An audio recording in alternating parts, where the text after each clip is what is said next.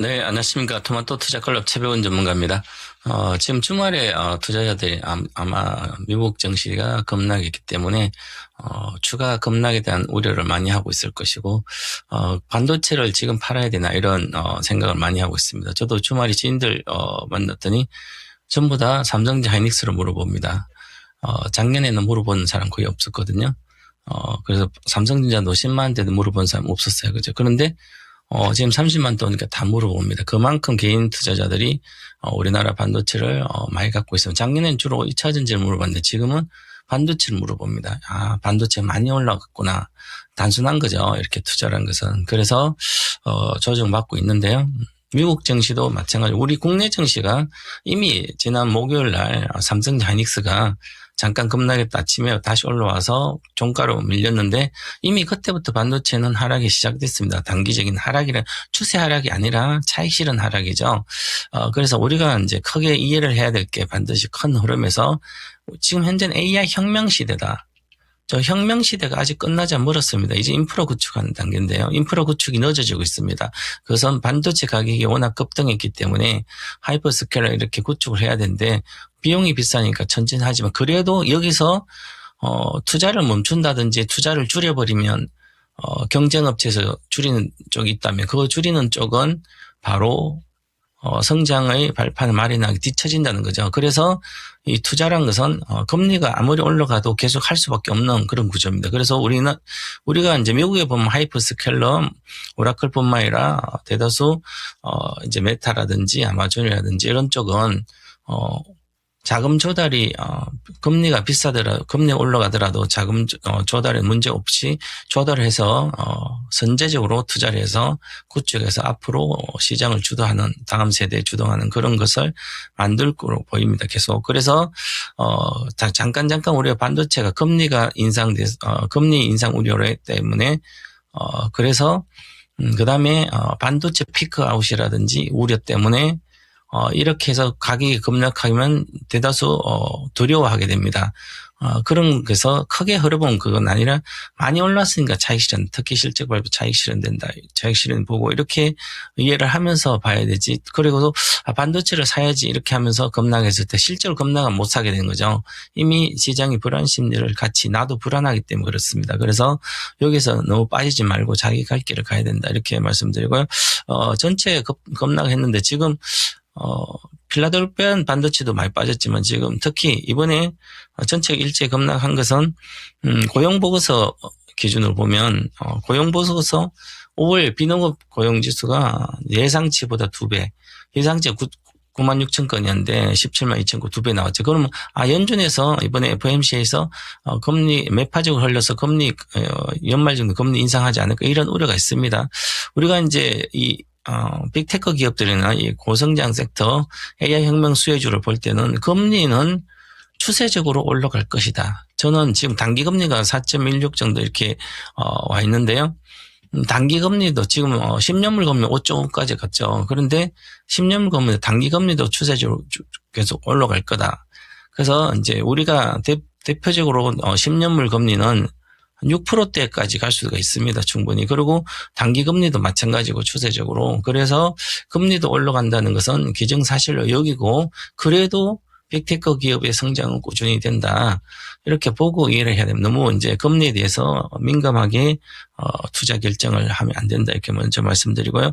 이번에도 이제 먼저 반도체 빠진 촉발은 전체적 피크아웃 우려도 있지만 그보다도 처음에 보시면 실적이 나오면서 브로드컴이 실적이 잘 나왔습니다. 이제 가이던스 큰 문제가 없었지만 그나마 그래도 여러 대 전력이라든지 이런 게 그다음에 이런 공급이 우려가 있고 하니까 좀 늦어진다는 거죠. 실적이 계속 증가 속도가 좀 늦어지지 않을까 이런 우려가 있으면서 차익 실현에 몰렸습니다. 우리가 미국 증시를 이해하면서 가장 중요한 게 한계가 있습니다. 미국은 간접 투자 위주로 거의 미국도 70% 정도가 3분의 1가 간접 투자. 간접 투자라는 것은 펀드 매니저가 주로 거래를 하죠. 개인들이 돈을 이렇게 넣으면 현금을 주로 갖고 있지 않습니다. 미국의 펀드 매니저들은 대다수 주식으로 바로 제가 펀드에 가입하자마자 주식으로 바로 사줍니다. 그렇기 때문에 가격 빠지기 기다리는 게 아니라 일반적으로 이 실적이 나올 때 실적이 좋게 나와서 급등을 하게 되면 이때 펀드라 있는데 일정한 현금 비중을 다시 유지를 다시 팔아가지고 현금을 이제 어느 정도 보유를 하게 됩니다. 많지는 않지만 그래서 일부적으로 차익 실현이 몰리게 됩니다. 실적자 올랐을 때 늘 그랬습니다. 그래서 같이 빠지고 있는 상태에서 이게 하루에 너무 급락했죠. 차익 실현이 몰리는 상태고 급락하니까 거래가 실려 있잖아요. 그죠? 그러면 거래 실려 있고 지금 내려와 있는데요. 그러면 이것은 전체적으로 실적이 나오고 차익 실현으로 봐야 됩니다. 꾸준하게 우상향, 실적 우상향 되고 있는데 그 다음에 보면 전체적으로 우리가 필라델피아 반도체 지수도 이렇게 필라델피아 반도체 지수는 수정을 해주기 때문에 엔비디아가 비중이 8% 뭐 예를 들어서 그러면 다른 시가총액 가장 높지만 시가총액 기준으로 하지 않고 조정해줘서 30개 종목을 조정해 주니까 10% 빠졌다는 것은 대다수가 평균적으로 10% 빠졌다는 거예요. 그럼 엔비디아도 빠지고 다른 건 다 비슷하게 빠지는 거예요. 그런데 보시면 지수가 이렇게 보면 반도체 지수, 반도체 피크아웃이 된다면 이 반도체 필라델피아 추세 하락을 하겠죠. 하루에 이렇게 겁나 마이너스 12%, 12.2% 정도 빠졌건 고점 대비.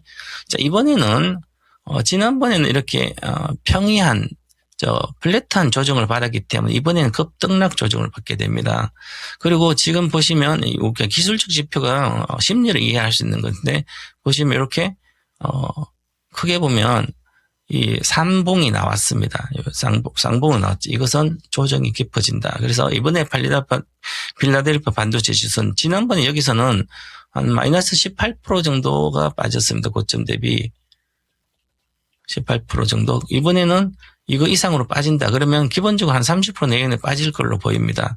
그러면 이 14,000에서 30% 정도 빠지면 이 지수는 거의 9,000 때, 10,000포인트 깨져야 된다는 거죠. 필라델피아 반도체. 그러면 지금보다도 한 20% 빠지는 거죠, 추가로.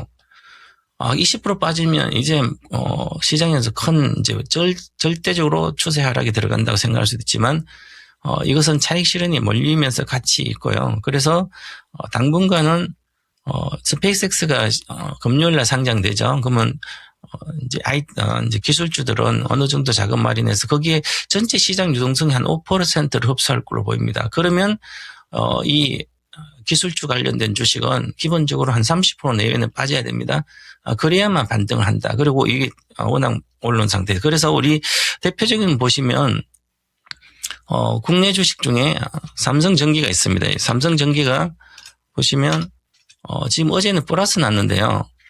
이게 219만 원 가면서 올해 가장 많이 올라온 대형주 우리나라 주식인데요. 161만 5천 갔잖아요. 거의 한 30% 빠지고 반전해 줬습니다. 일봉상으로.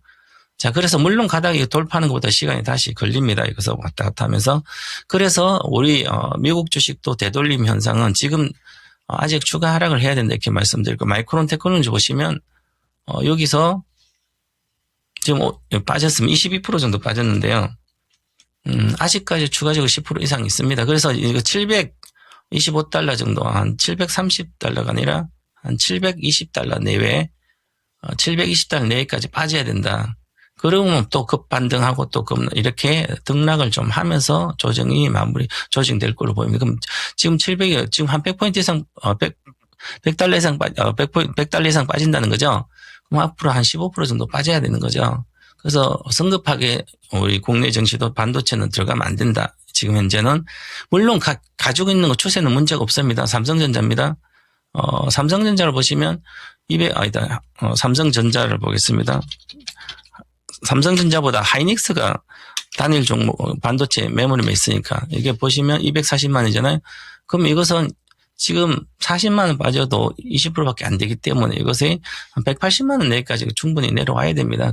앞으로도 10% 빠져야만 반전해주고 이번에 삼성 하이닉스는 레버리지 ETF 때문에 그게 지금 충격적으로 하이닉스는 많이 크게 손실을 보고 있을 겁니다. 추가 손실을 하고 포기할 정도 돼서 해야만 끝까지는 빠질 거로 보여서 추가 하락에 대한 불가피하다 이렇게 말씀을 드리고요. 그다음에 그래서 전체적으로 보면 국내 증시는 아직까지 차익 매물이 덜 나왔다 이렇게 말씀을 드리고요. 리스크 그래도 급 반전은 지금 팔 때가 아니라 내려간 확인하고 다음에 고점 돌파 못하고 계속 시간 있으면 그때 해도 되기 때문에 따라가서 매도할 필요는 없이 보유했다가 반전도 쉽게 합니다. 그래서 그 반전할 때 뭐 비중이 많으시면 줄인다든지 그렇게 해야 될 걸로 보이고요. 그래서 전체적으로 보면 또한 이제 반도체가 뭐 공급 증가라든지 중국 공급 증가, 그다음에 반도체 가격이 올라가가지고 수요가 늦춰진다든지, 그래도 아까 말씀드렸던 수요를 하이퍼스케일러든지 투자를 늦춰버린 순간 뒤처지게 됩니다.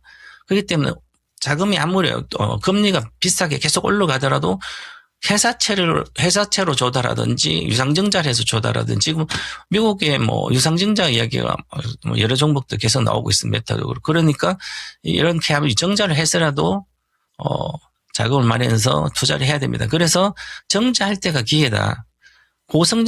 성장이 문제없이 우상향하면 정자가 바로 정자를 받아야 되는 거죠.